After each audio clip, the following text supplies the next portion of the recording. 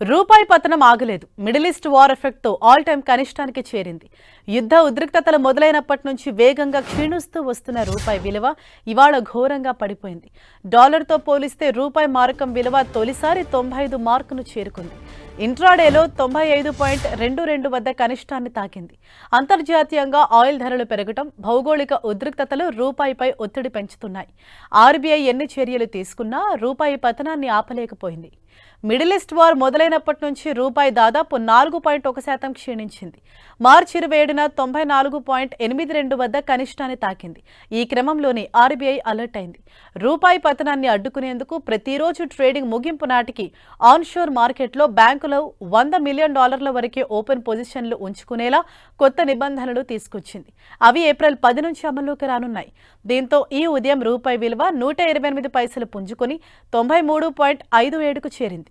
ముందుగా కోలుకున్నట్లు కనిపించిన రూపాయి అంతలోనే క్షీణించి 95 మార్కును దాటింది. బ్రెంట్ క్రూడ్ బ్యారెల్ ధర $115 వద్ద ట్రేడ్ అవుతోంది. ముడి చమురు ధర పెరగటం వల్ల మన దేశానికి దిగుమతుల బిల్లు భారం అధికమవుతోంది. ఇటు ఎగుమతులు తగ్గటంతో కరెంటు ఖాతా లోటు పెరగటానికి కారణమైంది. దీని కారణంగా డాలర్తో పోలిస్తే రూపాయి మారకపు విలువ క్షీణిస్తోంది.